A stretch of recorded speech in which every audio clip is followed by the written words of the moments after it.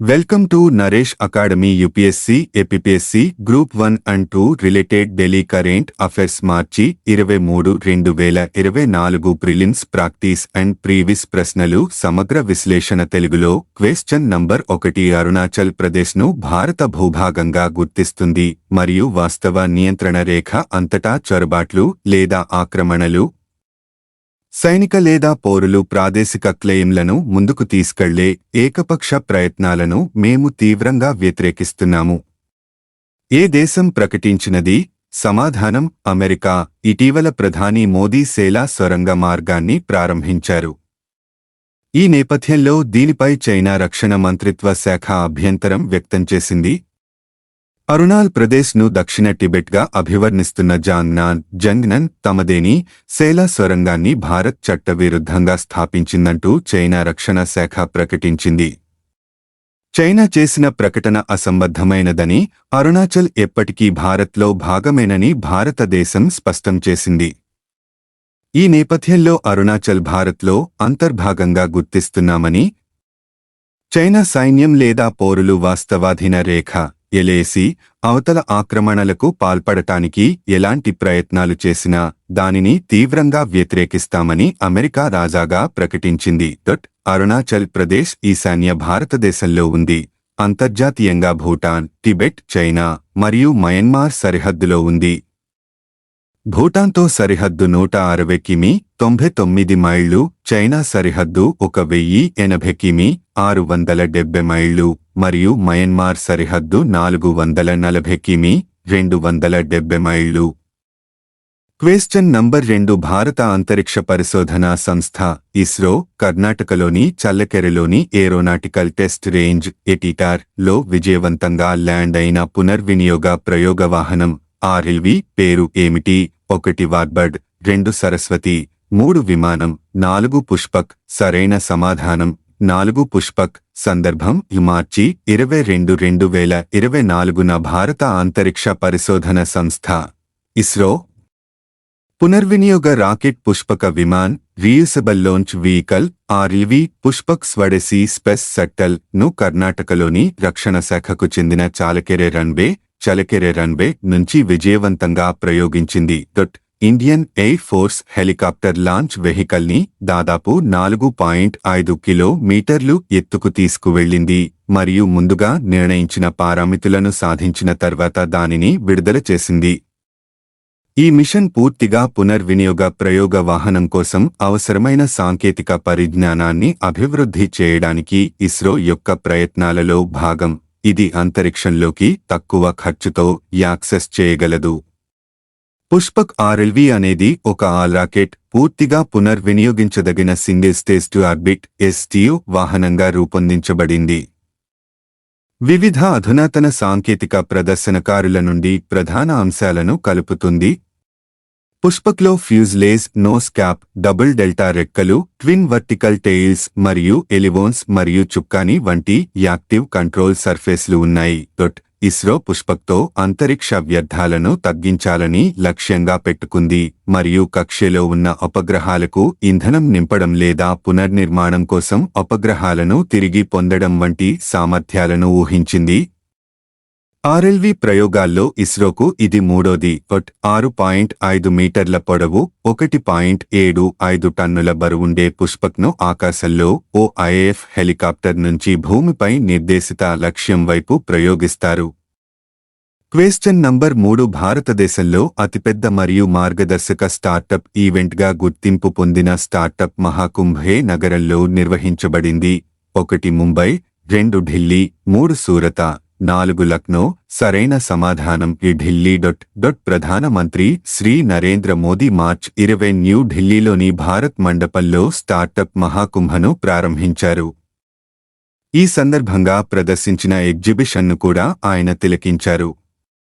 Associated chambers of commerce industry of India ASSOCHAM, భారత ప్రభుత్వ వాణిజ్యం పరిశ్రమల మంత్రిత్వ శాఖ మద్దతుతో భారతదేశపు పురాతన అపెక్స్ ఛాంబర్ మార్చి 19 నుంచి 17 వరకు జరగనున్న ఈ స్టార్టప్ మహాకుంభ అనే కార్యక్రమాన్ని నిర్వహిస్తోంది. ప్రధానాంశాలు స్టార్టప్ మహాకుంభ్ భారతదేశంలోనే అతిపెద్ద మరియు మొట్టమొదటిసారిగా స్టార్టప్ ఈవెంట్ రికార్డ్ భాగస్వామ్యాన్ని నమోదు చేసింది. ఇది భారతీయ స్టార్టప్ ఎకోసిస్టంలోని అన్ని వాటాదారులకు శక్తివంతమైన వేదికగా ఉపయోగపడుతోంది.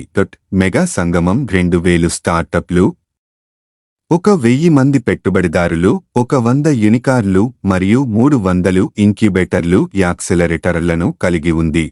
అన్ని రాష్ట్రాల నుండి 3000 కంటే ఎక్కువ మంది ప్రతినిధులు, 3000 మంది భవిష్యత్ వ్యవస్థాపకులు మరియు 50,000 మంది వ్యాపార సందర్శకులు. క్వెశ్చన్ నంబర్ 4 మార్చి 2024లో యునెస్కో జాబితాలో మధ్యప్రదేశ్ నుండి ఎన్ని వారసత్వ ప్రదేశాలు తాత్కాలికంగా చేర్చబడ్డాయి? 1 3 2 4 3 5 4 6. సరైన సమాధానం 6. మధ్యప్రదేశ్ తాత్కాలిక యునెస్కోలో చేర్చబడిన 6 వారసత్వ ప్రదేశాలలో అవి 1 గ్వాలియర్ కోట, 2 ధన్మార్ యొక్క చారిత్రక సమూహం, భోజేశ్వర్, 3 భోజ్పూర్లోని మహాదేవ్ ఆలయం, 4 చంబల్ లోయలోని రాక్ ఆర్ట్ సైట్లు, 5 బుహ్రాన్పూర్లోని ఖూనీ భండారా, 6 మాండ్లాలోని గోండ్ మెమోరియల్. ఇది శాశ్వత జాబితాలోని 3 యునెస్కో ప్రపంచ వారసత్వ ప్రదేశాలకు అదనం. వీటిలో 1 ఖజురహో గ్రూప్ ఆఫ్ మాన్యుమెంట్స్ 1986, 2 బౌద్ధ స్మారక చిహ్నాలు సాంచి 1989 మరియు 3 the rock shelters of Bhimbetka 2003. శాశ్వత జాబితాలోని 3 యునెస్కో ప్రపంచ వారసత్వ ప్రదేశాలు. దీంతో పాటు ప్రపంచ వారసత్వ ప్రదేశాల తాత్కాలిక జాబితాలో 4 ప్రదేశాలు ముందుగా చేర్చబడ్డాయి. అవి మాండు, ఓర్చా, పంచమారిలోని సాత్పురా టైగర్ రిజర్వ్ మరియు భేదాఘాట్ లంహేఘాట్, జబల్పూర్ యొక్క మార్బుల్ రాళ్లు. క్వెశ్చన్ నంబర్ 5 ప్రపంచ నీటి దినోత్సవం 2024 థీమ్ ఏమిటి? 1 శ్రేయస్సు మరియు శాంతి కోసం నీరు, 2 నీరు మరియు పారిశుద్ధ్య సంక్షోభాన్ని పరిష్కరించడానికి మార్పును వేగవంతం చేయడం, 3 భూగర్భ జలాలు అదృశ్యాన్ని కనిపించేలా చేయడం, 4 నీటి విలువ. సరైన సమాధానము 1. The theme of world water day 2024 is water for piece. శ్రేయస్సు మరియు శాంతి కోసం నీరు. 1992లో బ్రెజిల్లోని రియో డి జనీరోలో జరిగిన ఐక్యరాజ్యసమితి పర్యావరణ అభివృద్ధి సదస్సు United nations conference environment and development లో ఎజెండా 21 కింద ప్రపంచ జల దినోత్సవాన్ని అధికారికంగా ప్రతిపాదించారు. ఐక్యరాజ్యసమితి జనరల్ అసెంబ్లీ 1992 డిసెంబరులో ఒక తీర్మానాన్ని ఆమోదించింది.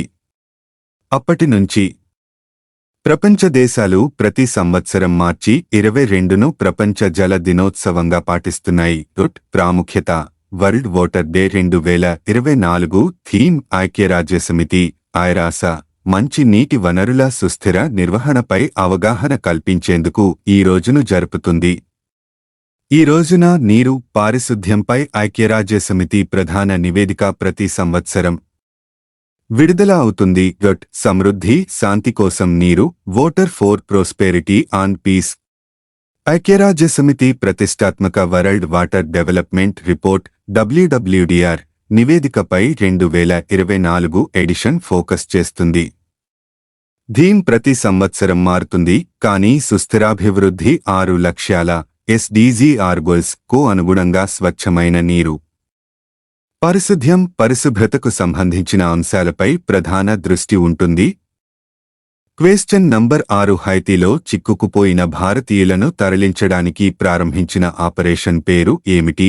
1 ఇంద్రావతి, 2 మైత్రి, 3 రాహత్, 4 గంగా. సరైన సమాధానం 1 ఇంద్రావతి. సందర్భం ఆ హైతీలో చిక్కుకుపోయిన భారతీయులను తరలించేందుకు ఆపరేషన్ ఇంద్రావతి ప్రారంభమైంది. వివరణ సాయుధ సమూహాలు మరియు ప్రభుత్వానికి మధ్య తీవ్రమైన పోరాటం మధ్య యుద్ధంలో దెబ్బతిన్న హైతీలో చిక్కుకున్న పౌరులను తరలించడానికి భారతదేశం ఆపరేషన్ ఇంద్రావతి ప్రారంభించింది. జూలై 2021లో ప్రెసిడెంట్ జోవెనెల్ మోయిస్ హత్యకు గురైనప్పటి నుండి కరేబియన్ దేశం హైతీ 2 సంవత్సరాలుగా విస్తృతమైన ముఠా హింసకు గురవుతోంది. హత్య తర్వాత ఏర్పడిన అధికార శూన్యతలో దేశం యొక్క వాస్తవాధీన నాయకుడు ప్రధానమంత్రి ఏరియల్ హెన్రీ అనేక దేశాల మద్దతుతో అధికారాన్ని చేపట్టారు. ఇంతలో హైతీకి రాజకీయ పరివర్తనను రూపొందించే ప్రయత్నాలు విఫలమయ్యాయి మరియు 2019 నుండి హైతీ క్రియాత్మక ఎన్నికలను నిర్వహించనందున దేశంలోని సమస్యాత్మక పీఎం హెన్రీ రాజీనామాను బలవంతం చేసే ప్రయత్నంలో వివిధ సాయుధ సమూహాలు హైతీలోని కీలక సంస్థాపనలపై సమన్వయ దాడులను ప్రారంభించాయి. క్వశ్చన్ నంబర్ 7 భారతదేశం మొజాంబిక్యు టాంజానియా ట్రిలాటరల్ ఎక్సర్సైజ్ ఐఎంటీ ట్రిలాట్ 2024 గురించి తెలపండి. సందర్భం ఇండియా మొజాంబిక్ టాంజానియా ఐఎంటీ ట్రైలాట్ వ్యాయామం యొక్క 2వ ఎడిషన్ ఐఎంటీ టిఆర్ఏలిటీ 2024 పేరుతో మార్చి 21 నుండి మార్చి 29, 2024 వరకు జరగాల్సి ఉంది. భారతదేశం మొజాంబిక్ మరియు టాంజానియా నౌకాదళాల మధ్య సహకారం మరియు పరస్పర చర్యను పెంపొందించే లక్ష్యంతో ఇన్స్తీర్ మరియు ఇన్స్ సుజాత ఈ ఉమ్మడి సముద్రయాత్రలో భారతదేశానికి ప్రాతినిధ్యం వహిస్తాయి. వ్యాయామ దశలు. ఈ వ్యాయామం 2 దశల్లో ప్రణాళిక చేయబడింది. మార్చి 21 నుండి మార్చి 24 వరకు హార్బర్ దశ మరియు మార్చి 24 నుండి మార్చి 27 వరకు సముద్ర దశ. నౌకాశ్రయ దశలో నావికాదళ నౌకలు తీర్ మరియు సుజాత జాంజిబార్ టాంజానియా మరియు మపుటో మొజాంబిక్ ఓడరేవుల వద్ద సంబంధిత నౌకాదళాలతో నిమగ్నమై ఉంటాయి. ఈ దశలో ఉండే కార్యకలాపాలలో ప్లానింగ్ కాన్ఫరెన్స్లు, joint harbour training activities, damage control, fire fighting, visit board search and seizure ప్రొసీజర్లు, మెడికల్ లెక్చర్లు, క్యాజువాలిటీ ఇవాక్యుయేషన్ మరియు డైవింగ్ ఆపరేషన్లు ఉంటాయి. సముద్ర దశ అసమాన బెదిరింపులను ఎదుర్కోవడం, బోర్డు శోధన మరియు సీజర్ విధానాలను సందర్శించడం, పడవ నిర్వహణ, యుక్తులు, ఫైరింగ్ వ్యాయామాలు మరియు ఉమ్మడి ప్రత్యేక ఆర్థిక మండలి ఈజెడ్ నిఘా వంటి ఆచరణాత్మక అంశాలను కవర్ చేస్తుంది. క్వశ్చన్ నంబర్ 8 ఉషా మెహతా ఎందుకు వార్తలో ఉన్నారు? వివరణ. ఉషా మెహతా కథను తెలిపే చారిత్రక జీవిత చరిత్ర ఏ వతన్ మేరే వతన్ చిత్రం ఇటీవల అమెజాన్ ప్రైమ్లో విడుదలైంది. ఉషా మెహతా గురించి. ఆమె మార్చి 25/1920న గుజరాత్లో జన్మించింది. ఆమె ఉషాబెన్గా ప్రసిద్ధి చెందింది. ఆమె 8 సంవత్సరాల వయస్సులో స్వాతంత్ర్య పోరాటంలో పాల్గొనడం ప్రారంభించింది. ఆమె మొదటి రాజకీయ అనుభవాలు సూరత్లోని ఆమె స్వగ్రామమైన సరస్లో ఆల్వైట్ సైమన్ కమిషన్ను ఖండించడానికి జరిగిన బహిరంగ సభ నుండి. ఆమె కాంగ్రెస్ రేడియోను నిర్వహించడంలో ప్రసిద్ధి చెందింది. 1942లో క్విట్ ఇండియా ఉద్యమం సమయంలో పనిచేసిన భూగర్భ రేడియో స్టేషన్. ఈ రేడియో గాంధీజీ నుండి రికార్డ్ చేయబడిన సందేశాలు, జాతీయవాద పాటలు మరియు భారతదేశం అంతటా విప్లవకారులు మరియు ఇతర ప్రముఖ నాయకుల ఉత్తేజకరమైన ప్రసంగాలను ప్రసారం చేసింది. ఇది ఎల్లప్పుడూ హిందుస్థాన్ హమారా ఆ పాటతో ప్రారంభమై వందే మాతరం తో ముగుస్తుంది. ఇతర పాత్రలు 4 సంవత్సరాల తరువాత శాసనోల్లంఘన ఉద్యమం చెలరిగినప్పుడు ఆమె కేవలం ఉప్పు పన్నును ధిక్కరించి పికెటింగ్లు, నిరసన ప్రదర్శనలు మరియు ఖాదీ వస్త్రం వడకడం వంటి కార్యక్రమాలలో కూడా పాల్గొని శక్తివంతంగా పోరాటంలోకి దిగింది. మహాత్మా గాంధీ తన శక్తివంతమైన క్విట్ ఇండియా ప్రసంగాన్ని 1942 ఆగస్టు 7 మరియు 8 తేదీలలో ముంబైలో జరిగిన ప్రసిద్ధ I.C. సెషన్లో ఉషా మెహతా కూడా పాల్గొన్నారు. నిర్వాహకులు ఉషా మెహతాతో పాటు బాబుభాయ్ ఖాకర్, విఠల్భాయ్ ఝవేరీ మరియు చంద్రకాంత్ ఝవేరీ, నారిమన్ ప్రింటర్ మొదలైనవారు కాంగ్రెస్ రేడియోను నిర్వహించడంలో కీలక వ్యక్తులు. కాంగ్రెస్ రేడియో కేసులో 5 నిందితులు మెహతా, బాబుభాయ్ ఖాకర్, విఠల్భాయ్ ఝవేరీ, చంద్రకాంత్ ఝవేరీ మరియు నానక్ గైన్చంద్ మోత్వానే. బృందానికి కీలకమైన పరికరాలను విక్రయించినవారు. విచారణ బొంబాయిలో చాలా ఉత్కంఠను సృష్టించింది. జైలు నుండి విడుదల. ఉషా మెహతా మార్చి 1946లో పూణేలోని ఎర్వాడ జైలు నుండి విడుదలయ్యారు మరియు జాతీయవాద మీడియాలో ఈ రేడియో బెన్ గా కీర్తించబడ్డారు. గుర్తింపు కేంద్ర ప్రభుత్వం ఆమెకు 1998లో భారతదేశపు రెండవ అత్యున్నత పౌర పురస్కారమైన పద్మవిభూషణ్ను ప్రదానం చేసింది. మరణం ఆమె 2000లో కొంతకాలం అనారోగ్యంతో మరణించింది. క్వశ్చన్ నంబర్ 9 కింది ప్రకటనలను పరిగణించండి.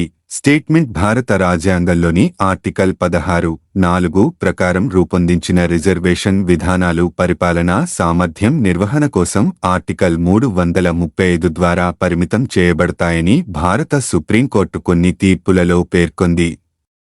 ప్రకటన 2 భారత రాజ్యాంగంలోని ఆర్టికల్ 335 పరిపాలనా సమర్థత అనే పదాన్ని నిర్వచిస్తుంది. పై స్టేట్మెంట్లకు సంబంధించి కింది వాటిలో సరైనది ఏది? ఏ స్టేట్మెంట్ మరియు స్టేట్మెంట్ రెండు సరైనవి మరియు స్టేట్మెంట్ కి సరైన వివరణ.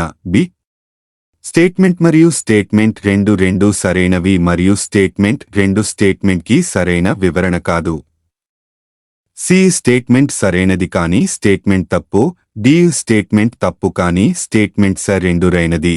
సరైన సమాధానం సి వివరణ. కోర్టు అనేక తీర్పులు Indra Sahni and others v Union of India and others 1993, M Nagaraj and others Union of India and others 2006 కింద చేసిన రిజర్వేషన్ విధానాలు రాజ్యాంగంలోని ఆర్టికల్ 16(4) ఆర్టికల్ 335 ద్వారా పరిమితం చేయబడుతుంది. ఇది నిర్వహణకు అందిస్తుంది పరిపాలనా సామర్థ్యం. షెడ్యూల్డ్ కులాలు, ఎస్సీలు మరియు షెడ్యూల్డ్ క్లెయిమ్లను పరిశీలిస్తున్నప్పుడు పబ్లిక్ సర్వీసెస్ మరియు పోస్టులకు నియామకాలు చేయడంలో తెగలు కాబట్టి ప్రకటన 1 సరైనది. ఆర్టికల్ 335 షెడ్యూల్డ్ కులాలు మరియు షెడ్యూల్డ్ తెగల సేవలు మరియు పోస్టులకు సంబంధించిన దావాలు. షెడ్యూల్డ్ కులాలు మరియు షెడ్యూల్డ్ తెగల సభ్యుల వాదనలు పరిగణనలోకి తీసుకోబడతాయి. నిర్వహణ యొక్క సమర్థత. నిర్వహణతో స్థిరంగా నియామకాలు చేయడంలో యూనియన్ లేదా రాష్ట్ర వ్యవహారాలకు సంబంధించి సేవలు మరియు పోస్టులు. కాబట్టి రాజ్యాంగం ఆర్టికల్ 335 కింద పరిపాలన సమర్థత అనే పదాన్ని నిర్వచించలేదు. అయితే న్యాయ వ్యవస్థ ఈ లోటును బికే పవిత్ర యూనియన్ ఆఫ్ ఇండియా కేసు ద్వారా పూరించింది. 2019లో న్యాయ వ్యవస్థ యూనియన్ వ్యవహారాలలో పరిపాలనా సామర్థ్యం లేదా ఒక సమాజంలోని విభిన్న వర్గాల వారు ప్రాతినిధ్యాన్ని పొందే చోట సమ్మిళిత కోణంలో రాష్ట్రాన్ని నిర్వచించాలి. ప్రజల కోసం మరియు ప్రజల కోసం పాలన యొక్క నిజమైన ఆకాంక్ష. కాబట్టి ప్రకటన 2 సరైనది కాదు. కాబట్టి ఎంపిక సి సరైన సమాధానం. క్వశ్చన్ నంబర్ 10 క్రింది పన్నులను జతపరుచుము. పేరు పన్ను. అ నవిదదేరె 1. వివాహంపై పన్ను. బి. మెలికంసె 2. మంగళవారిపై పన్ను. సి. మనెవన 3 నాగళ్లపై పన్ను. డి. తడిమేయ 4 గృహములపై పన్ను. దిగువ ఇవ్వబడిన కోడ్లను ఉపయోగించి సరైన సమాధానాన్ని ఎంచుకోండి. జవాబు 1 వివరణ. నావిడదేరే ఆ మంగళవారిపై పన్ను. బార్బర్లపై పన్ను. వృత్తిపరమైన పన్నులు. మెలికంస నాగళ్లపై పన్ను. మనేవానా ఇంటి పన్ను. మనేవానా థ్రెషోల్డ్పై పన్ను. హోసటిలు మరియు పందాలు హందారా స్థానిక సంస్థలు విధించే ఆస్తి పన్నులు. తడిమే వివాహంపై పన్ను. Thank you for watching this video. Please subscribe my YouTube channel @of Naresh Academy 5509. Have a nice day.